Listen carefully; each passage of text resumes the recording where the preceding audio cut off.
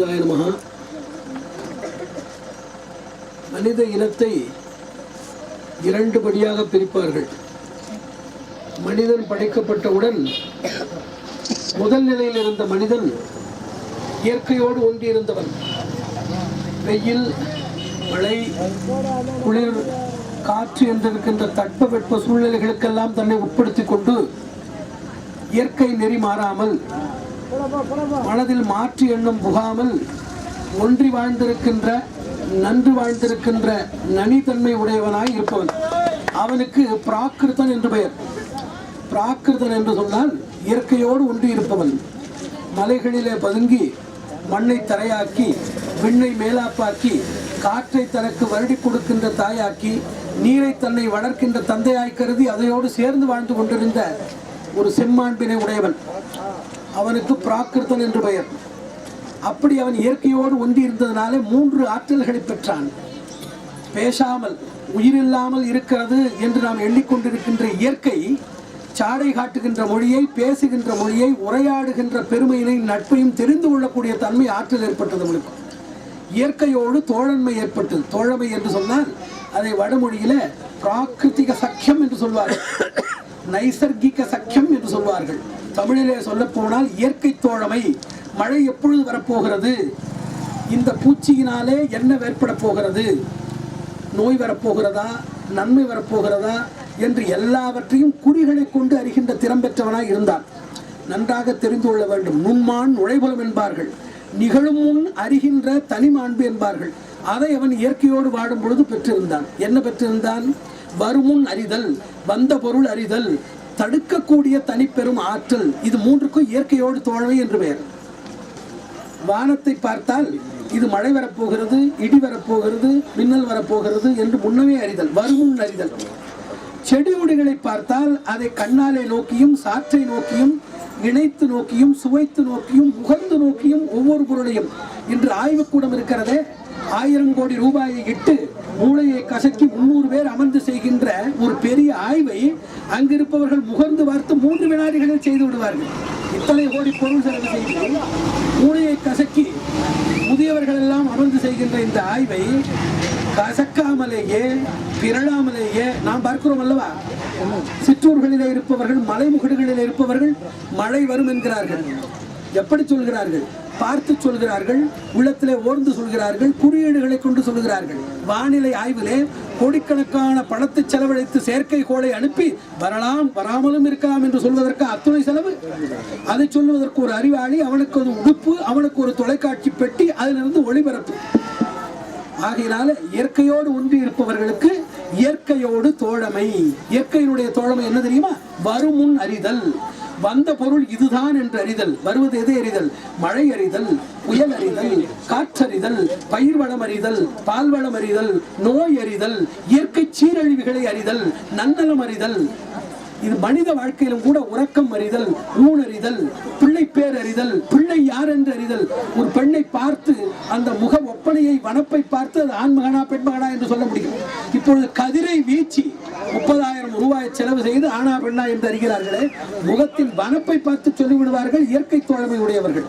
வாழ்க்கையில் நடக்கக்கூடிய நல்லது கெட்டது, பூப்படைதல், புனிதம் பெறுதல், வளர்தல், மாண்பமைதல், ஒருவனுடைய உளக்குறிப்பு, பழகுகின்ற பாங்கு, பிள்ளை பேரு, பிள்ளை நலம், குடி, எல்லாவற்றையும் ஒருவரை பார்த்து ஒருவரோடு ஓர்ந்து பழகி ஒரு வினாடியில் சொல்லக்கூடிய திறமைக்கு இயற்கை தோழமை என்று பெயர். இயற்கை தோழமை என்றால் வருமுன் அறிதல், வந்ததை அறிதல், வராத வண்ணம் தடுத்தல். இன்னொன்று இயற்கை தோழமையினுடைய 2வது பகுதி தெரியுமா? அறிவு மட்டுமல்ல, நட்பு. தோழமை என்றால் என்ன? நட்பு. நட்பு என்றால் என்ன தெரியுமா? மழை வரும் என்று சொல்வதல்ல, மழையே நாங்கள் வாடி இருக்கிறோம் வா என்று சொன்னால் அந்த மழை வரும். பெய்யன பெய்யும் மழை. எங்களுக்கு வேண்டாம், வாட்டாதே என்றால் சென்றுவிடும். நாங்கள் வாடி கிடக்கிறோம், வெம்மையிலே தவித்திருக்கிறோம், எங்களை வருட தென்றலே வா என்று சொன்னால் வரும். நறுமலருக்கு வண்டினங்களை வந்து பாடுங்கள் என்றால் பாடும். பறவைகளை வந்து பன்னிசை என்றால் இசைக்கும். இயற்கையினுடைய தோழமை என்றால் அறிதல் மட்டுமல்ல, வேண்டுகோள் விடுத்தால் இயற்கை அந்த நட்புக்கு செவி சாய்த்து சொன்ன வண்ணம் செய்யும். சொன்ன வண்ணம் செய்கின்ற பெருமாளை போல இயற்கையோடு வாழ்பவர்களுக்கு இயற்கை சொன்ன வண்ணம் செய்யும். இயற்கை அவங்களோடு நட்போடு விளங்கும். 3வது, இயற்கையை கட்டுப்படுத்தி சீரழிவிலிருந்து எல்லாவற்றையும் காப்பாற்றக்கூடிய தன்மை யாருக்கு உண்டு? இயற்கை சீரழிவு ஆய்வு மையத்துக்கு உண்டா? பெரிய பெரிய செல்வந்தர்களுக்கு உண்டா? உலகை ஆளுகின்ற அரசர்களுக்கு உண்டா? இப்பொழுது அதை ஒரு சொற்பொழிவில் சொல்லும் பொழுது உலகத்திற்கு எத்தனையோ வன்பேரலை என்கிறார்கள். சுனாமிக்கு என்ன பெயர்? வன்பேரலை. புவிநடுக்கம் என்றும் நிலநடுக்கம் என்பார்கள், நீர் நடுக்கம் என்பார்கள், எரிமலை என்பார்கள், குமுறும் என்பார்கள், விண்கல்மாரி பொழியும் என்பார்கள். இதிலிருந்து காக்கப்பட வேண்டும் என்றால் இன்னும் செயற்கை கலப்பிலே தங்களை சிதைத்துக் கொள்ளாமல் இயற்கையோடு வாழ்ந்து இன்றும் வாழ்க்கைக்கு அடிப்படை இலச்சினையாக இன்னும் மறைந்து கிடக்கிறார்களே. ஆங்கிலம் தெரியாதவர்கள், கணினி தெரியாதவர்கள், அறிவியல் தெரியாதவர்கள் இருக்கிறார்களே, அவர்களெல்லாம் எஞ்சி இருப்பவர்கள் சேர்ந்து ஒரு வினாடி அவர்கள் உள்ளத்தில் சிந்தித்து வணங்கினால் இதை ஒழிக்க முடியும்.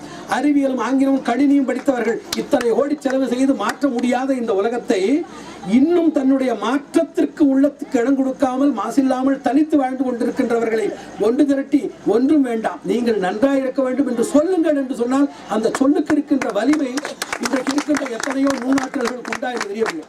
ஆகையினாலே மனிதன் முதலில் பிறந்தவனுக்கு பிராகிருத்தன் என்றும் அந்த மலைமுகடுகளிலே உயர்ந்த நிலைகளிலே அவ்விடத்தில் உறைவிடமாக வாழ்ந்து கொண்டிருந்த மனிதன் கீழே இறங்கினான், கல்லில் இருந்து மண்ணுக்கு வந்தான், மண்ணை உழுதான், உழுத இடத்திலே பயிர் விதைத்தான், அங்கிருந்து இயற்கை பொருள் மட்டுமில்லாமல் செயற்கையிலே விளைவிக்க திறன் கொண்டான், வீட்டை கட்டினான், சாலைகளை அமைத்தான், நாட்டை பெருக்கினான். இவர்களுக்கு பிரகதர்கள் என்று பெயர். மலையிலே வசிப்பவர்களுக்கு பிராகிருத்தர்களுக்கு முன்னவர்களுக்கு இவர்களுக்கு பிரகதர்கள் என்று பெயர்.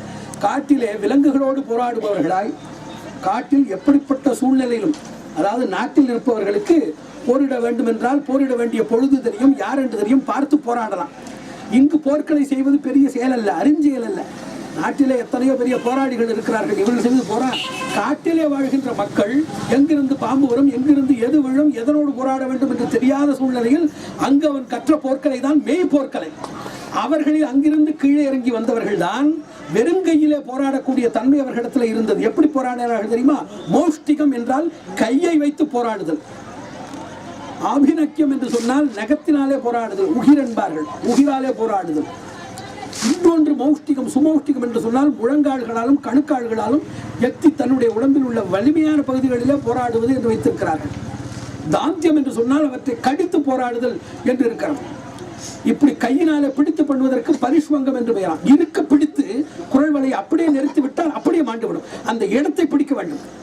எல்லா வலிமையான விலங்குகளுக்கும் ஒரு மெல்லிய பகுதி உண்டு. யானைக்கு மத்தகம் இருப்பது போல மிகவும் வலிய ஒருவனுக்கு ஒரு சிறிய ஒரு இடம் இருக்கிறது, அந்த இடத்தில் அடித்தால் ஒழிந்து விடுவான். எப்படிப்பட்ட வலிமை இல்லாத ஒரு ஈரனுக்கும் ஒரு வலிமையான ஒரு பொறி இருக்கிறது, அங்கு தட்டினால் எழுந்து விடுவான். ஆகையினால அறிவாளி என்றால் மிகவும் தாழ்ந்த நிலையில் இருக்கின்ற ஒரு நலிவிலே இருக்கின்ற ஒருவனுடைய வலிமை பொறியை தெரிந்து கொள்ள வேண்டும், வலியவனுடைய நலிவு பொறியை தெரிந்து கொள்ள வேண்டும். இது இரண்டும் தெரிந்தவர்கள் மலையில வாழ்ந்த மக்கள். குறவுதல் என்று சொன்னால் எல்லா இடங்களிலும் பரவி நிற்றல் என்று பொருள். குறவுதல் என்ற சொல்லுக்கு ஒவ்வொரு இடத்திலும் பரவி நிற்றல், ஒன்றி இருத்தல் என்று பெயர். மலை முகடுகளாகிற குறிஞ்சி நிலத்திலே ஒன்றி அதனோடு சேர்ந்து வாழ்கின்ற தன்மை பெற்றவர்கள், அதில் குறவர் என்று பெயர் என்று வைத்திருக்கிறார்கள். குறவர் என்று சொன்னால் ஒன்றி இருப்பவர் என்று பொருள். அவருடைய குறவர்களுடைய காலத்திலையும் இப்பொழுது நாம் பார்ப்பது, ஒரு இனத்தை பார்க்கும் பொழுது ஒரேபடியாக பார்க்கக்கூடாது. அந்தணர்களில் பார்த்தால் உணவு விடுதி வைத்திருக்கின்ற அந்தணர்களும் இருக்கிறார்கள், மறைபயின்ற அந்தணர்களும் இருக்கிறார்கள், ஒன்றுமில்லாத அந்தணர்கள் அயோத்தியா மண்டபம் முதலான இடங்களிலே இருக்கிறார்கள், பெரும் செல்வந்தர்களாக இருக்கின்ற அரசாளுகின்ற அந்தணர்களும் இருக்கிறார்கள். அதுபோல குறவர் இனத்திலே குறவர் இலக்கியங்களும் குறவஞ்சி முதலான எண்ணிடங்காத காவியங்களும் இருப்பதனாலே நாம் மொழி பெயராமல் தனித்து வந்துவிட்டு மொழி, கலை, நாகரிகம், பண்பாடு, வளர்ச்சி முதலானவற்றை நாம் ஒரு சிறிய பகுதியில் இழந்து விட்டதனால இந்த இனம் முழுவதும் உலகம் முழுவதும் இப்படித்தான் இருக்கும் என்றோ, நாம் முதலிலிருந்து இப்படித்தான் இருந்தோம் என்றோ கருதலாகாது. இங்கு இருக்கின்ற ஒரு பிள்ளைகளை 10 பிள்ளைகள் அழைத்து சென்று ஒரு வேற்று சூழலில் வளர்த்தால் அவர்கள் அறிவாளிகளாக இருப்பார்கள். அதுபோல் நல்ல அறிவாளிகள் பிள்ளைகளை எங்காவது சென்று நாம் பார்க்கிறோம் அல்லவா, அடிமை பெண் முதலான திரைப்படங்களிலே நல்ல அரசருடைய மகனை ஒரு சொல் வழக்கு இல்லாத இடத்தில் அடித்து வைக்கும் பொழுது அவன் விலங்கை போல வளர்வதை பார்க்கிறோம். நாம் நம்முடைய முன்னோருடைய மரபை தெரிந்து கொள்ள வேண்டும். அதாவது கூர்ஜர மொழியினுடைய அபபிரம்சம், அதனுடைய வழுவிய நிலையாய் இருப்பது, கொச்சை நிலையாய் இருப்பது சௌராஷ்டிரம். சௌராஷ்டிரத்தினுடைய கொச்சை மொழியாய் இருப்பது இந்த குறவராய் இருக்கக்கூடிய வாகிரிகளுடைய முறை. இன்று வாக் என்று பார்க்கிறோம் அல்லவா, வாகிரி என்று சொல்வது போல வாக் என்று இருக்கிறார்கள். அதே போல வாக் என்று சொல்லை போல வீரம் பொருந்தியவர்களுக்கு சிம்ஹா என்ற பெயர் உண்டு. அவர்கள் தான் சிம்ஹா என்று அழைக்கப்படுகிறார்கள். அவர்களெல்லாம் எப்படி இருக்கிறார்கள்? அவர்களும் இவரோடு சேர இருந்தவர்கள் தான். சேர இருந்திருந்த பெரும் கூட்டம் ஒரு இடத்துல வக்கில்லாதவர்களாய், ஒரு இடத்துல வாழ தெரிந்தவர்களாய், ஒரு இடத்துல ஆட்சி செய்பவர்களாய் 5 நிலையில இருக்கிறது. மிகவும் மேல் நிலையில இருப்பவர்கள் உங்கள் சகோதரர்கள் இருக்கிறார்கள். அவர்கள் சேர்த்துக் கொள்வார்களா என்றால் தெரியாது. ஆனால் இந்த குலத்தை ஆய்வு செய்தால் மிகவும் மேல் நிலையில் இருப்பவர்கள், நல்ல நிலையில இருப்பவர்கள், இடைநிலையில இருப்பவர்கள், தாழ்ந்த நிலையில இருப்பவர்கள், இழிந்த நிலையில இருப்பவர்கள் என்ற பிரிவு உண்டு. ஒரு பகுதி இங்கு வந்தவர்கள் பிறருடைய அரவணைப்பும் அவருடைய போற்றுதலும் பேணுதலும் இல்லாதனால எழுந்து விட்டதனால இந்த குலத்தை அப்படி எண்ண முடியாது.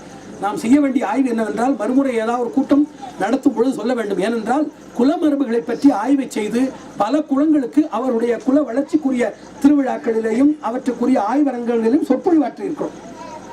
குறும்பக்கவுடருடைய இனம், ஒக்கலிகளுடைய இனம், விஸ்வகர்ம வகுப்பினுடைய இனம் என்று அந்த இன மரபுகளை பற்றியுள்ள வரலாற்று, தொல்பொருள் மற்றும் இலக்கிய சான்றுகளை வைத்து சொற்பொழிவாற்றி இருப்பதனால இந்த இனத்துக்கும் இருக்கக்கூடிய அண்மை இனங்கள் என்னென்ன, கிளை இனங்கள் என்னென்ன, மூல இனம் என்னென்ன, வேறு வேறு இடங்களிலே நம்முடைய உடன் பிறந்தவர்களாக இருப்பவர்கள் எந்தெந்த நிலைகளிலே அவர்கள் வாழ்ந்து கொண்டிருக்கிறார்கள் என்பதை தெரிந்து, இது நரிக்குறவர் என்கிற பெயர் வழக்கு பெயர் அவர் சொன்னது போல. குறவுதல், குறவர் எனப்படுவது மலைவாழ் மக்கள். மலைவாழ் மக்களாக இருப்பவர்களிலே பிரகதர்கள், அங்கிருந்து இறங்கி வந்தவர்கள், அங்கு அவர்களுக்கு இருக்கின்ற ஒரு சூழ்நிலைகள் பெற்றிருக்கின்ற பயிற்சி முதலானவற்றை கொண்டு சிலர் போரிடக்கூடிய மரபை சேர்ந்தவர்களாகவும், சிலர் ஒரு நாடோடி மரபிலே அவர்கள் இருக்க இடமில்லாமல், ஒரு இடத்தில் நிலை இல்லாமல் வேட்டையாடி வந்ததனாலே அவர்கள் அனைவரும் வேட்டையாடக்கூடியவர்கள் சொல்ல முடியாது. அதிலே பலர் இவர் சொன்னது போல சிவாஜியினுடைய வரலாற்றிலே இது போன்றவர்கள் பயிற்சி கொடுத்திருந்தார்கள் என்று சொல்கிறார். இது இவர்களுடைய இனம் அல்ல, ஒரு மூல இனம் இருந்திருக்கிறது. அந்த மூல இனத்திலே ஒரு பிரிவை சேர்ந்தவர்கள் பிரகதர்கள் என்று இறக்க வந்தவர்கள் அங்கிருக்கின்ற தன்னுடைய கலைகள் முதலானவற்றில் அவர்கள் 3 கலைகளிலே சிறந்து விளங்கினார்கள். ஒன்று காவல் கலை. காவற்கலையிலே இருப்பவர்கள் மறவர்களாய், போராளிகளாய், அரசர்களுக்கு மெய்காப்பாளர்களாய் அப்படி ஒரு நிலையிலே வந்தார்கள், மறவர்களை புரிந்தார். மற்றவர்கள் உழவர்கள் என்றும் வணிகர்கள் என்றும், சின்ஹா என்று சொல்கிறோம் அல்லவா, வாக் என்று சொல்கிறார் இவர். இது போல வாக் பிரிவை சேர்ந்தவர்கள் தான் இப்பொழுது வணிகத்திலே செய்து கொண்டு பெரிய ஆட்களாக வருகிறார்கள். அவர்கள் ஒரு பகுதியில் அந்த சூழ்நிலையில பஞ்சத்துக்காக பிரிந்து சென்றவர்களும் வெகு தொலைவுக்கு சென்று அங்கு ஆதரவு கிடைக்காதவர்கள் மட்டும்தான் இது போன்ற நரிக்குறவர்கள் என்ற பெயரை அடைந்திருக்கிறார்கள். அதை நன்றாக தெரிந்து கொள்ள வேண்டும். நாம் 2 கண்ணோட்டங்களிலே பார்க்க வேண்டும். இவர்களிடமிருந்து நாம் தெரிந்து கொள்ள வேண்டியதும் நம்மிடமிருந்து அவர்கள் தெரிந்து கொள்ள வேண்டியதுமாக 2 இருக்கிறது. இப்ப இவர்களுடைய உண்மை நிலைக்கு இப்படி செல்ல வேண்டும். நல்ல ஆய்வுக்கு சென்றால் தான் இவருடைய உண்மை நிலை தெரியும். ஏனென்றால் மரபு வழியாக வருகின்ற அறிவில மருத்துவ அறிவு, வானவியல் அறிவு, தொல்பொருள் அறிவு, நோய் அறிகின்ற மருத்துவத்திலே நோய் அறிவது பேத்தாலஜி என்று சொல்வார்கள், நோயை நீக்குவது. அதே போல நோய் பற்றி படிப்பது, நோய் பற்றியுள்ள எட்டியாலஜி என்று சொல்வார்கள், நோயினுடைய கூறு அறிதல். அது அவர்களுக்கு தெரிவது போல யாரும் தெரியாது. அதற்காக நீங்கள் யாராவது எங்கேயாவது சுற்றி கொண்டிருப்பவர்கள் இடத்துல காட்டினால் சொல்ல முடியாது. அவர்களுக்கு அது குலதனமாக இருந்திருக்கிறது, மரபு. இதாக அந்த மரபு கலைகளை இவர் பயிற்றிருக்க வேண்டும். அதனாலே இவர்கள் அந்த முன்னவர்களுடைய நிலைக்கு அட முடியும். இது இவர்களிடமிருந்து நாம் தெரிந்து கொள்ள வேண்டியது. 2வது, வசிக்கின்ற இடத்துடைய சூழ்நிலையாலே ஒவ்வொருவருக்கும் தெரியும். இவருடைய மொழி கொச்சைப்பட்டதல்லவா. இந்த மொழியை பார்த்தால் கைத்தட்டல் என்று சொல்கிறார்கள். கைத்தட்டல் என்றால் அவருடைய மொழி அது தாடன் என்று சொல்வார்கள். தாடன் என்பதை அவர்கள் கைத்தட்டல் என்று சொல்கிறார்கள். அந்த மொழியை பயன்படுத்தவில்லையே. மொழி சிதைந்தது போல போய் சேருகின்ற இடங்களில் இருக்கின்ற பழக்கங்கள், உணவு பழக்கங்கள், உடைப்பழக்கங்கள் இவையெல்லாம் மாறி வந்து விட்டன. இதில் இவருடைய உண்மையான நிலை என்ன என்பதை நன்றாக ஆய்ந்து தெரிந்து அன்றாடம் அதை செய்ய முடியாவிட்டாலும் அவர்களுக்கு அதற்குரிய இலக்காக, அடையாளமாக விழாக்களிலே அந்த மரபுகளை பின்பற்றக்கூடிய சூழ்நிலை கொண்டு வர வேண்டும். மறைந்து போன, இவர்கள் மறந்து போயிருக்கின்ற அவருடைய பழக்க வழக்கங்களிலே ஒரு சிலவற்றைத்தான் அவர்கள் செவி வாயிலாக பெரியவர்களும் தெரிந்து கொண்டிருக்கிறார்கள். தெரிந்தது 10, தெரியாதது 90. இதையெல்லாம் அவர்கள் சேர்த்து தொகுத்து ஒரு பெரிய பணுவலாக அவர்கள் வெளியிட வேண்டும். அந்த பழக்க வழக்கங்களை பழமை, இதெல்லாம் காலத்துக்கு ஒவ்வாது என்று கருதாமல் இப்பொழுது அதை செய்து பாருங்கள். எது பழமை என்று அனைவரும் சிரிக்கிறார்களோ, சிரித்தார்களோ, அதை இப்பொழுது செய்யுங்கள், அனைவரும் திரும்ப செய்வார்கள். ஏனென்றால் எது மிக பழமையோ அதற்குத்தான் புதுமை என்ற பெயர் வந்திருக்கிறது. கட்டுக்குடுமையை எல்லாம் கேலி செய்தவர்கள் போய் இப்பொழுது அனைவரும் நாம் சிரிக்கும்படியாக, நாம் குடும்பி வைத்தவர்களை பார்த்து சிரிக்கும்படியாக வேறு வேறு அமைப்பில் அவர்கள் வைத்துக் கொண்டு தெரிவதை பார்க்கிறோம். மிக படித்தவர்கள் தான். ஆகையினாலே முதலிலே நாம் செய்ய வேண்டிய செயல் என்னவென்றால், இவர்களுடைய பழக்க வழக்கங்கள், நடை, உடை, மொழியினுடைய அமைப்பு முதலானவற்றை சீர்திருத்தி செம்மைப்படுத்தி அதற்கு ஒரு பயிற்சியை வைக்க வேண்டும். இக்காலத்தில் எத்தனையோ தேவைகள் இருக்கும்போது செய்ய வேண்டுமா என்று கேட்டால் செய்ய வேண்டும். ஏனென்றால் ஆங்கிலம் கற்றுக்கொள்ளலாம், கணினி கற்றுக்கொள்ளலாம். ஆனால் இந்த பழமை தருகின்ற, மரபு தருகின்ற பாடம், அதனுடைய மேன்மையை எத்தனை நூல்கள், கல்லூரிகள் சேர்ந்தாலும் சொல்லித்தர முடியாது. அந்த அடிப்படை வந்துவிட்டால் இவர்கள் உலகத்தை ஆளலாம். அதை இவர்களுக்கு சொல்லித்தர வேண்டும். 3வது முப்பொறி என்று சொல்வார்கள். 3 பொறிகள் இருக்கும். ஒன்று சமுதாய பொறி, இன்னொன்று அரசியல் பொறி, மூன்றாவது ஆன்மீக பொறி. இந்த மூன்றிலும் நாம் சிக்கிவிடக்கூடாது. ஆன்மீகம் என்ன சொல்லும்? எட்ட வைத்து ஒருவரை தள்ளி நிறுத்தும். சமுதாயம் என்ன சொல்லும்? ஒதுக்கி நின்று ஏளனம் செய்து கழுத்திலே மிதிக்கும். அரசியல் என்ன செய்யும்? நம்மை விலக்கி வாங்கி உண்டு அவர்கள் கொழுப்பதற்கு தருணம் பார்த்திருப்பார்கள். ஒரு இனத்தினுடைய வளர்ச்சி என்னவென்றால், சமுதாயம் ஒதுக்கி வைத்தால், ஒதுக்கி வைத்த அவர்களே உன்னை நின்று வரவேற்கும்படி கல்வியாலும் ஒழுக்கத்தாலும் செயலாலும் வெற்றியாலும் நாம் இருக்க வேண்டும். எந்த ஒரு இனத்தை சார்ந்தவரை உள்ளே வராதே தள்ளினில் என்று சொன்னார்களோ அவரை ஆட்சித் தலைவராக வந்த பொழுது கை கட்டி வாய் பொத்தி முதுகு வளைந்து கையிலே முழுச்சம்போடு அவர்கள் காத்துக் கொண்டிருப்பதை பார்க்கிறோம். ஆகையினாலே கல்வி எனப்படுவது, அவர் சொன்னாரே அதுபோல கல்வி எனப்படுவது மிகப்பெரிய கொடை. ஒழுக்கமும் சாதனையும் மிகப்பெரிய கொடைகள். ஒரு இனம் வளர வேண்டும் என்றால் ஐவர் உருவாக வேண்டும் என்று அடிக்கடி சொல்வது நாம். ஒருவர் கல்வி அறிவியலே சிறந்தவர்கள், சமுதாயத்தை சீர்திருத்தம் செய்யக்கூடிய சிற்பிகள், ஆன்மீகத்திலே பெரிய அருளாளர்கள், கலையிலே தேர்ச்சி பெற்றிருக்கின்ற வல்லுநர்கள், பொருளாதாரத்திலே சிறந்திருக்கின்ற தொழில் அதிபர்கள். இந்த ஐவரும் உண்டானால் தான் குலத்துக்கு பெருமை உண்டு. இந்த ஐவரும் கழுதையாய் இருந்தாலும் உலகம் கைகட்டி வணங்கும். அது இந்த இனம் என்று கிடையாது, அது யார் போனாலும் அதை கைகட்டி வணங்கும். ஆகினால் நன்றாக தெரிந்து கொள்ளுங்கள். மதமாற்றம் ஏற்படும் என்று சொல்வது போல ஆன்மீகத்தில் என்ன செய்வார்கள்? ஒதுக்கி வைப்பார்கள். ஒதுக்கி வைத்தால் நீங்கள் அவர்கள் ஒதுக்கி வைத்தாலும் நீங்கள் தனித்து நின்று வாழ்ந்து எங்களுக்கென்று ஒரு இறைவன் உண்டு. வேதங்களிலே சொல்கிறார்கள், நன்றாக தெரிந்து கொள்ளுங்கள். பாவ மந்திர தந்திரஜ்ஞாஹா என்று சொல்கிறார்கள். உத்கம நிகம ஆகம என்று பெயர். 3 பிரிவு. வேதங்களை படித்து நீங்கள் வணங்குகின்ற இதே காற்றையும் மழையும் தான் வேதங்களிலே வணங்குகிறார்கள். வருணன், இந்திரன், வாயு, அக்னி என்று அவர்கள் சொல்கிறார்கள். அவர்கள் சொல்லுகின்ற அந்த மந்திரங்களை சொல்லவில்லையே தவிர அதைத்தான் நாம் வணங்குகிறோம். அதை பெரியவர்கள் பிரித்து யார் இயற்கையோடு வாழ்ந்து வாழ்ந்து பழகி ஒன்று திரும்ப திரும்ப வாயிலே சொல்லி அல்ல, வாயிலே சொல்லி தெரிந்து கொள்வதல்ல, வாழ்ந்திருந்து தெரிந்து கொள்வது. இயற்கையோடே பல்லாண்டு பல்லூழிக்காலம் வாழ்ந்திருப்பவர்கள் பாவக்கியர்கள். பாவம் தங்களுடைய உணர்வினாலே மழையை, காற்றை இதையெல்லாம் வணங்குவார்கள். அவர்களுக்கு உத்கமர்கள் என்று பெயர்.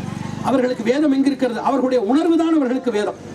இவர்களுக்கு 4 வேதம் இருந்தால் இது போன்று அந்த இயற்கையோடு ஒன்றி இருப்பவர்களுக்கு 400 வேதங்கள் உண்டு. அவருடைய உணர்வுக்கு இந்திராய ஸ்வாகா என்று சொன்னால் அவர்கள் இந்திராய ஸ்வாகா என்று சொல்ல மாட்டார்கள், தேவையில்லை. இந்திரன் என்று மேகங்களுக்கு தலைவனாய் இருப்பவனே எனக்கு நன்மை செய் என்ற உணர்வு அவர்களுக்கு உண்டு. அந்த உணர்வு இவர்கள் நெய் சொரிந்து கேட்பதற்கு முன்னமே இவர்கள் வாய் திறந்து கேட்டுவிட்டால் வழி பிறந்துவிடும். அதனால உணர்வினாலே இயற்கையை வேண்டுகின்ற தன்மை உடையவர்களுக்கு உத்கமர்கள் என்று பெயர். அது எல்லாருக்கும் பொருந்தும். இயற்கையோடு ஒன்றி வாழ்ந்து இருந்த பல குடும்பங்களில, பல மரபுகளில ஒரு கிளை உங்களுடையது. உங்களுக்கெல்லாம் இயற்கையோடு உறவாடக்கூடிய தோழமை உண்டு என்று சொன்னேன். இதற்கு உத்கம வேதம். இது எழுதி படிப்பதல்ல, உள்ளத்திலே தொழுது படிப்பது, அழுது படிப்பது. அழுதும் தொழுதும் கேட்பது நம்முடைய வேதம், எழுதி படித்து கேட்பது இவர்களுடைய வேதம். ஆகையால் இவர்களுக்கு உத்கமர்கள் என்றும், வேதங்களிலே படித்து திறமை பெற்றவர்களுக்கு நிகம வேதம், நிகமம் என்கின்ற வேதம் அவர்களுடைய வேதத்துக்கு பெயர். இது இல்லாமல் தந்திரங்களை எல்லாம் செய்து பூசணைகள் எல்லாம் வழிபாடுகள் செய்பவர்களுக்கு ஆகம மரபினர் என்று பெயர். ஆகம மரபினர், நிகம மரபினர், உத்கம மரபினர். இயற்கையோடு ஒன்றி வாழ்ந்து இறைவனிடத்தில் கேட்டு பெறுபவர்களுக்கு உத்கமர் என்றும், எழுதி படிக்கின்ற மறை நான்மறைகளுடைய வழிபட்டு இருப்பவர்களுக்கு நிகம வகுப்பினர் என்றும், மந்திர தந்திரங்களை எல்லாம் கையாண்டு வருகின்ற தாந்திரிகர்களுக்கு ஆகம வேதிகள் என்றும் பெயர். இந்த 3 பிரிவுகளில் உத்கமம் என்ற இயற்கை பிரிவு நமக்கு இருக்கிறது. ஆகையினால அவர் ஒரு அருமையான ஒரு சொல்லை சொன்னார். இயற்கையோடு ஒன்றி இருப்பவனுக்கு பஞ்சசம்பத்தி என்று சொல்வார்கள். 5 தன்மை இருக்கும். 5 தன்மைகள் உண்டு. எல்லாவற்றையும் இயற்கையாக பார்த்தால் அதுதான் பெரிய மரபு. ஒரு பொருளை அழியாமல் பார்த்துக் கொள்ள வேண்டும் என்கிறார்கள். என்டேஞ்சர்ட் ஸ்பீஷீஸ் என்பார்கள். அழிந்து கொண்டிருக்கின்ற விலங்கினங்களை காப்போம், புலிகளை காப்போம், வெள்ளை நிறமுள்ள குரங்குகளை காப்போம் என்று குரங்கு, பாம்பு, பல்லி இவற்றையெல்லாம் காப்பாற்றுகின்ற ஒருவர் அழிந்து கொண்டிருக்கின்ற நம்முடைய மரபு உணர்வுகளை காக்க வேண்டும் என்று யாராவது சொல்லுகிறார்களா? அதை நாம் காக்க வேண்டும். அதில் 5 சம்பத்தி, 5 பெரும் செல்வங்கள் உள்ளன. அதை மட்டும் தெரிந்து கொள்ள வேண்டும். என்ன தெரியுமா? முதலிலே தாரணா. அவர் சொன்னார், இவர்களெல்லாம் நன்றாக படிப்பார்கள், இயல்பிலேயே அவர்களுக்கு நன்றாக படிக்கக்கூடிய ஆற்றல் உண்டு என்று. அது உண்மை. இவர்கள் மட்டுமல்ல, கானகங்களில் வசித்தவர்கள். ஒரு படிப்பவனுக்கு என்ன தகுதி இருக்க வேண்டும் தெரியுமா? படிப்பவனுடைய தகுதி என்னவென்று தெரிந்தால் அனைவரும் சிரித்து விடுவார்கள். அவனுக்கு படிப்பே இருக்கக்கூடாது, ஆங்கிலம் தெரியக்கூடாது, தொழில்நுட்பம் தெரியக்கூடாது, இன்றைய வளர்ச்சி தெரியக்கூடாது. இந்த 4 தகுதியும் இருந்தால் அவனை அறிவாளியாக்கி விடலாம், பெரிய உலகம் போற்றக்கூடிய மேதாவியாக்கி விடலாம். அதைத்தான் இப்பொழுது பெரிய அறிவாளி என்று அவர்களை சொல்லிக் கொண்டிருக்கிறார்கள். எதுவும் தெரியாமல் இருக்கின்ற ஒருவனுக்கு, இதையெல்லாம் பற்றில்லாத ஒருவனுக்கு உள்ளறிவு ஊறும். வெளியில இருப்பவனுக்கு இப்பொழுது கணினி பொறியில வேலை செய்பவன் இடத்துல உன் பேர் என்னன்னு கேட்டால் கூட அவன் அந்த பொறியை பார்த்து சொல்கிறேன் மறந்து விட்டது என்பான். வெளியில் இருக்கின்ற கருவிகளுடைய துணையிலே பணி செய்பவனுக்கு. வெளிக்கருவியினுடைய பணியில, அதாவது எடுத்துக்காட்டாக அக்காலத்தில் இருக்கின்ற மக்கள் தெரியும், இது போன்றுள்ள வன்மையான விளக்குகள் கிடையாது. இது போன்ற விளக்குகள் உண்டா? அந்த மெல்லிய விளக்கிலே பார்த்திருப்பவர்களுக்கு கண்ணொளி இருந்தது, புற ஒளி கூட கூட இவர்களுக்கு பார்க்கின்ற திறன் குறைந்து விட்டது. நன்றாக தெரிந்து கொள்ளுங்கள், நம்முடைய திறமைக்கு உறுதுணையாக அறிவியல் தொழில்நுட்பம் இருக்க வேண்டும். நம்மை விழுங்குகின்ற அளவுக்கு, நம்மை ஏவல் கொள்கின்ற அளவுக்கு அவை வளர்ந்து விட்டதால் நம்முடைய உத்திரம் குறைந்து விட்டு வருகிறது. அதனால் இங்கே செய்ய வேண்டியது தாரணா என்றால், ஒரு மனிதனுக்கு இயற்கையிலே வாழ்ந்து கொண்டிருக்கின்ற நரிக்குறவர் முதலான இனங்களை சார்ந்தவர்களுக்கு முறையாக சொல்லிக் கொடுத்தால், ஒருவர் சொன்னார், இது போல தாழ்த்தப்பட்ட மக்களுக்கு ஊக்கம் தர வேண்டும் என்றால் அவர்களுக்கு 30 மதிப்பெண்கள் விட்டாலே அவர்கள் தேர்ச்சி அடைந்தார்கள் என்று சொல்ல வேண்டும் என்று தவறு. அது போன்று இருப்பவர்கள் வந்தால் தரமான தொழிலை செய்ய முடியுமா? அவர்களுக்கு என்ன செய்ய வேண்டும் என்றால், தனிப்பட்ட பாடபோதனை முறை, அதாவது அவர்களுக்கு கற்பிக்கின்ற முறையை சீரமைத்து தர வேண்டும். ஓராண்டு என்று சொன்னால் ஈராண்டுகள் பயில வேண்டும், ஆனால் முழுமையாக பயில வேண்டும். ஒருவரை ஒப்பேற்றுவது என்று பெயர். நன்றாக தெரிந்து கொள்ளுங்கள், மிகப்பெரிய ஒரு பொருளை நான் அடிக்கடி சொல்வதுண்டு, 10 ரூபாயை கீழே போட்டுவிட்டு 10,000 ரூபாய் வைத்திருக்கின்ற பையை கவர்ந்து செல்வார்கள் என்று கதைகளில் படித்திருக்கிறோம். 10 ரூபாய் போடுவார்கள், அந்த கீழே போடப்பட்டுள்ள 10 ரூபாயை நாம் குடிந்து எடுக்கும் பொழுது 10,000 ரூபாய் பையை தூக்கி கொண்டு செல்வார்கள். இந்த மக்கள் எல்லாம் தெரிந்து கொள்ள வேண்டிய செய்தி என்ன தெரியுமா? அரசியலிலும் சரி, ஆன்மீகத்திலும் சரி, யாராவது நீங்கள் முழுமையான வளர்ச்சி அடைவதற்கு உண்டான வழியை சொல்லித்தராமல் அவ்வப்பொழுது ஏதாவது கொடுத்து உங்களை மகிழ்வுறச் செய்து கழிப்புறச் செய்து கொண்டிருந்தால் அதில் மயங்கக்கூடாது என்பதுதான். சிறிய செயல்களை நாம் தடை செய்யவில்லை, ஆனால் ஒருவருடைய ஒருங்கிணைந்த முழுமையான வளர்ச்சிக்கு வித்திடாமல் அவ்வப்பொழுது அவர்களுக்கு அரிசி தந்தும் பருப்பு தந்தும் உடை தந்தும் வாயடைப்பவர்கள் எல்லாம் நம்முடைய வளமான எதிர்காலத்தை திம்பவர்கள். அவர்கள் மலை வழுங்கிகள் என்பதை நாம் புரிந்து கொள்ள வேண்டும். இன்றைக்கு அழுகை துடைப்பதற்கு உணவு கொடு, நாளைக்கு அவனுடைய அழுகை நிற்பதற்கு வேளாண்மையை சொல்லிக் கொடு, வருங்காலம் நன்றாக இருப்பதற்கு அறிவியல் தொழில்நுட்பத்தை அந்த பிள்ளைகளுக்கு ஏற்றிக் கொடு என்று இன்று, நாளை மற்றும் வருங்காலம் இந்த மூன்றுக்கும் ஒரு சேர நன்மை செய்பவர்களை இனம் கண்டு கொள்ள வேண்டும். இதை நாம் சட்டைப்படுத்தி கேட்க வேண்டும். இதை செய்தால் செய், இல்லை என்றால் போ என்று சொல்ல வேண்டும். அவ்வப்பொழுது வாய் மூடிக்கொள்வதற்கும் பல்லை காட்டுவதற்கும் கண்ணை துடைப்பதற்கும் ஏதேனும் ஒப்பனை செய்துவிட்டு வளமான வாழ்க்கையை கெடுத்து விடுகிறார்கள். நமக்கு தாரணை உண்டு. இந்த தாரணை என்ன தெரியுமா? மற்றவர்களை காட்டிலும், இப்பொழுது சொல்கிறோம், அறிவியல் அடிப்படையில் மற்றவர்களை காட்டிலும் மலைவாழ் மக்களுக்கு, பழங்குடி மக்களுக்கு சொன்னால் அதை சொல்ல வைப்பதற்குரிய அந்த முனைப்பு தான் கடினமாயிருக்கும். ஒரு தடவை சொல்லி அவனிடத்தில் இருக்கின்ற உராய்வை நீக்கி ஏற்றிவிட்டால் அவன் ஏற்றுக்கொள்ளும் அளவுக்கு யாராலும் ஏற்றுக்கொள்ள முடியாது. பெரியவர்கள் சொல்வார், அதிசாகசம் என்பார்கள். நல்லவர்கள் நன்றாக இருப்பார்கள், ஆனால் கெட்டவர்களை நன்றாக மாற்றிவிட்டால் அந்த கெட்டவர்கள் நல்லவர்களாக இருக்கின்ற அளவுக்கு நல்லவர்களே இருக்க முடியாது. அதுபோலத்தான் மடமையிலே இருப்பவர்களுக்கு ஒரு உள்ளொளி இருக்கும், அது உறங்கிக் கொண்டிருக்கும். அந்த மடமையிலே இருப்பவர்களுடைய உள் ஒளியை தூண்டிவிட்டு எழுச்சி உறச் செய்து விட்டால் அறிவாளிகள் தலைவெட்டி போவார்கள். அத்தகைய ஆழம் உண்டு. ஒன்று தாரணை என்கிற சக்தி, எல்லாவற்றையும் கேட்கவும் மனதில் நிறுத்தி வைக்கும், அதில் புதினங்கள் படைக்கவும் இருக்கக்கூடிய ஆற்றலுக்கு என்ன பெயர்? தாரணா என்று பெயர். அந்த ஆற்றல் அவர்களுக்கெல்லாம் உண்டு. இன்னொரு ஆற்றல், முக்கியமான ஒரு ஆற்றல் இருக்கிறது, அதற்கு பௌருஷம் என்று பெயர். ஆண்மை இல்லாதவர்கள் பயனற்றவர்கள். மற்றவர்கள் எல்லாம் துன்பம் என்றால் ஓடி போவார்கள், தன்னுடைய துன்பத்துக்கும் ஓடி பிற துன்பத்துக்கும், அவர்களுக்கு துன்பம் என்றால் விட்டு ஓடி செல்வார்கள். ஆனால் மலையில வாழ்ந்திருக்கின்ற மக்களுக்கு அந்த மலையை போன்ற வலிமை உண்டு, அங்கிருக்கின்ற புயல் காற்றை போன்ற வலிமை உண்டு, அங்கிருக்கின்ற மரங்களை போல உயர்ந்திருக்கின்ற மாண்பு உண்டு, அவர்களுக்கு பௌருஷம் உண்டு. இங்கு நமக்கு இப்பொழுது ஏதாவது குறைந்திருந்தால் அவற்றை சரி செய்து கொள்ள வேண்டும். அப்படியே எல்லோருக்கும் எண்ணி இருக்கும் என்று தெரியாது, ஆனால் அவர்களுடைய மரபு அணுக்களிலே, குருதி அணுக்களிலே ஊறி கிடக்கிறது. அதை வெளிக்கொண்டு வருவதற்கு ஒரு 10 முறை அமர்ந்து பேசினால் போதும் வந்துவிடும். பிறருக்கு வருவதற்கு 10 ஆண்டு என்றால் இவர்களுக்கு 10 முறை பேசினால் போதும். தாரணை என்றால் கேட்டு உள்ளத்திலே இருத்துகின்ற திறன். பௌருஷம் என்றால் ஆண்மை. மூன்றாவது ஆர்ஜவம் என்றால் நேர்மை. ஒன்றை ஒப்புக்கொண்டு ஒருவரை ஏற்றுக்கொண்டு விட்டால் உயிர் கொடுக்கின்ற நேர்மை, நன்றி விசுவாசம் இருக்கிறதே, அந்த தன்மை மலையில் இருக்கின்ற மக்களுக்கு எப்பொழுதும் உண்டு. ஆர்ஜவம் என்று உண்டு. நான்காவதற்கு கிருஷி, எப்பொழுதும் ஏதாவது ஒன்றை செய்ய வேண்டும் என்று விரும்புவார்கள்.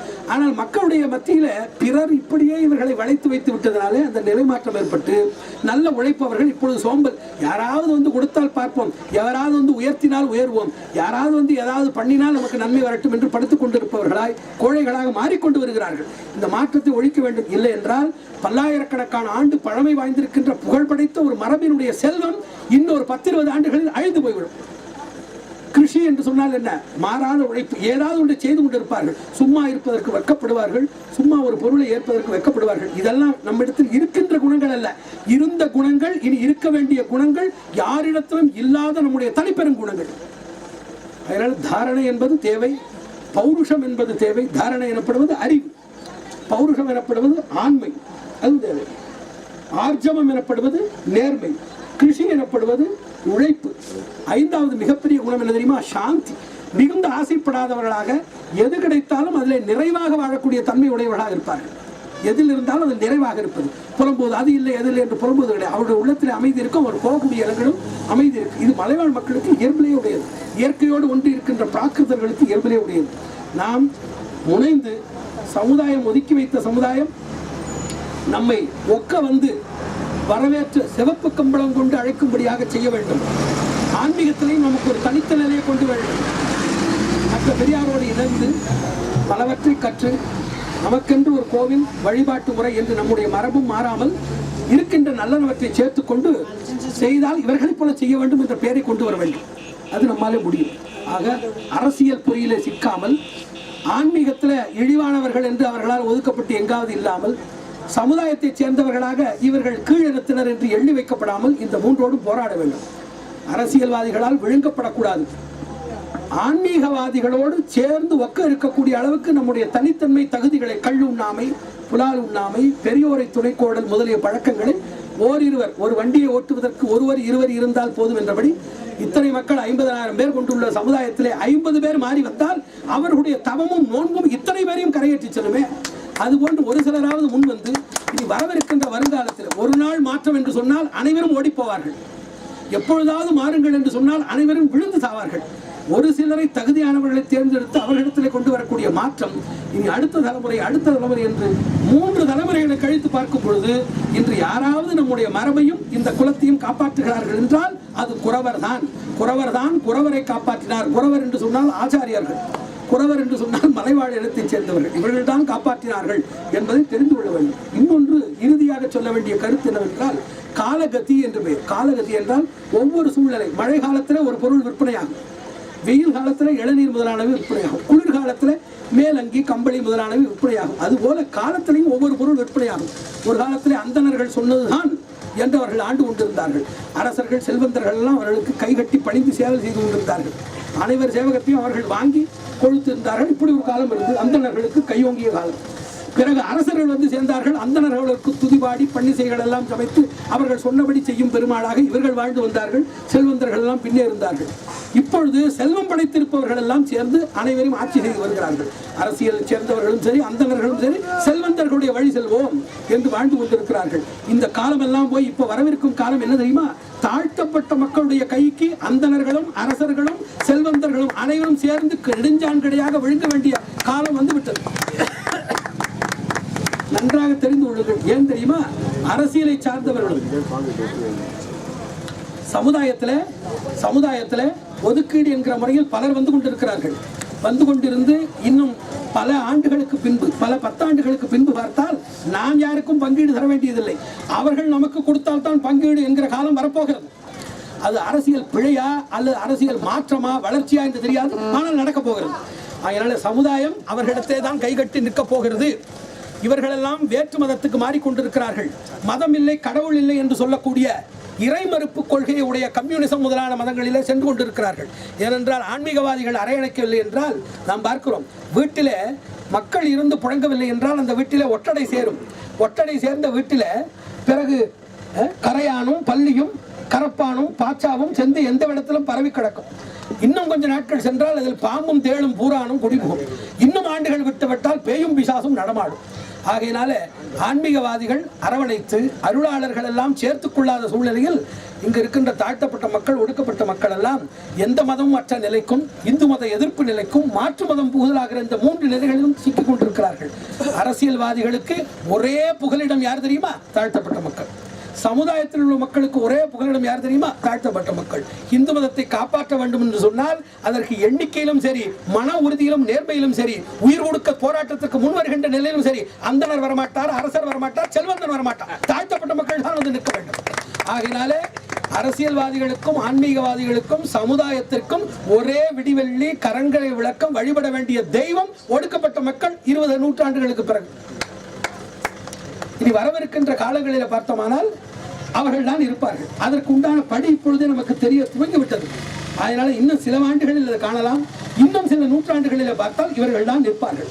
அப்படி நிற்கக்கூடியவர்கள் எப்படி இருக்க வேண்டும்? நீ என்னை ஒடுக்கினாயே, இப்பொழுது நான் உன்னை ஒடுக்குகிறேன் என்று வஞ்சம் தீர்ப்பவர்களாக உருவாகி கூடக்கூடாது. அப்படித்தான் இப்பொழுது உருவாகி கொண்டிருக்கிறார்கள். வஞ்சம் தீர்ப்பவர்களாக அல்லது புறக்கணிப்பவர்களாக, நீ என்னை புறக்கணித்தாய், நீ எப்படியோ கட்டுப்போ என்று இருக்கக்கூடாது.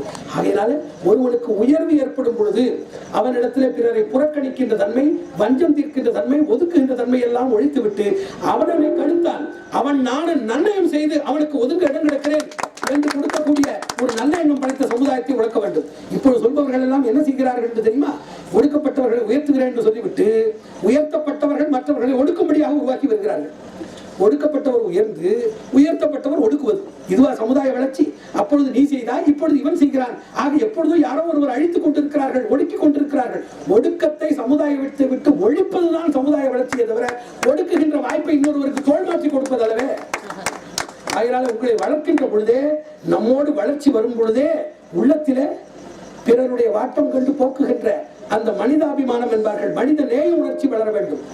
சமுதாய நட்பு நல்லெண்ணம் வளர வேண்டும். அது சேர வளர்ந்தால் அது வளர்ச்சி, இல்லை என்று சொன்னால் ஒரு மாற்று கிளர்ச்சி, அது வளர்ச்சி அல்ல. அதனால நீங்கள் முன்னேற வேண்டும் என்பதல்ல, நீங்கள் தான் முன்னேற முடியும். இது வருங்காலம் அறிதல் என்கின்ற அடிப்படையில் இவர்கள் தான் இருக்க போகிறார்கள் என்பது நமக்கு தெரிந்துவிட்டது. அரசியலிலும் சரி, சமுதாயத்திலும் ஆன்மீகத்திலும் இவர்களை நம்பி அண்டி இருக்க வேண்டிய சூழ்நிலை வந்துவிட்டது. அது நம்முடைய பேரோ தலையெழுத்தோ சாபமா அது எனக்கு தெரியாது, அதுதான் நடக்க போகிறது.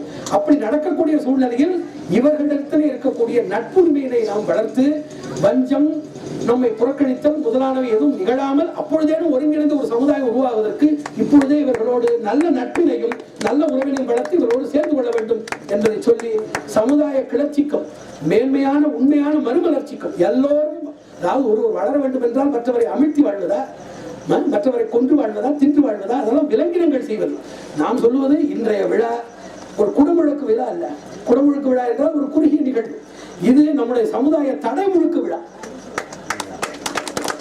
ஒரு குட்டையில் சமுதாயத்தினுடைய முழுமையான வளர்ச்சியை நாம் விதைத்து வளர்த்து அறுவடை செய்கின்ற, இன்னொரு காலத்தில் அறுவடை செய்ய போகின்ற ஒரு அரும்பெரும் விழா இன்று தொடங்கி இருக்கின்ற விழா.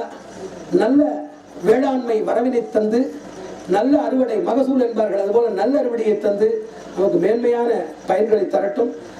இவர்கள் சொல்வது போல பயிற்சி கூடங்களை அமைக்க வேண்டும். பயிற்சி கூடம் என்ன பயிற்சி கூடம் தெரியுமா? நன்றாக தெரிந்து கொள்ளுங்கள். உடனே செய்ய வேண்டிய செயல் என்றால், பயிற்சி என்று சொன்னால் ஆங்கிலம், கணிதம் இதையெல்லாம் சொல்லித் தருவதற்கு ஆசிரியர்கள் இருக்கிறார்கள், அது தேவையில்லை. எல்லாவற்றையும் எளிதாக கற்கின்ற திறமை என்ன, நினைவாற்றலை வளர்த்துக் கொள்வது எப்படி, பேச்சாற்றலை வளர்த்துக் கொள்வது எப்படி, எழுத்தாற்றலை வளர்த்துக் கொள்வது எப்படி, சமுதாயத்திலே பழகுகின்ற தன்மை என்ன, தன்னம்பிக்கையை வளர்த்துக் கொள்வது எப்படி, இது போன்று இருக்கின்ற வாழ்க்கை கல்வியை சொல்லித்தர வேண்டும். வழக்கு கல்வியை சொல்லித்தரக்கூடாது, அதற்கு பள்ளிக்கூடங்கள் உண்டு. அதை அவர்கள் எங்கு வேண்டுமானும் படித்துக் கொள்ளட்டும். மாலை பொழுதிலே, விடுமுறை நாட்களிலே, ஓய்வு நேரங்களிலே இங்கு இருக்கின்ற ஒரு 50 பேரை ஒரு ஆய்வுக்காக செய்து பார்க்க வேண்டும் என்று ஆய்வுக்காக தேர்ந்தெடுத்து ஒரு இடத்துல இருத்தி, தனிப்பட்ட ஆசிரியர்களை, பள்ளியில ஓய்வு பெற்ற ஆசிரியர்கள், உழைக்கின்ற ஆசிரியர்களுக்கு இந்த திறமை அவர்களுக்கே கிடையாது, எப்படி சொல்லி தருவார்கள்? அதற்கென்று தனித்திறமை பெற்றிருக்கின்ற ஆசிரியர்களை கொண்டு வாழ்க்கை கல்வி, வாழ்க்கையில உயர்வதற்குரிய தனிக்கல்வி, சிறப்பு கல்வியை வழங்குவதற்கு சொன்னால், இந்த 50 பேரும் வருகின்ற அவர்களுடைய விடிவுரை காலம், அவர்களுடைய விடிவு காலம் என்று சொன்னால் அவர்களுக்கு வருகின்ற வைகறை பொழுது இந்த 50,000 பேர்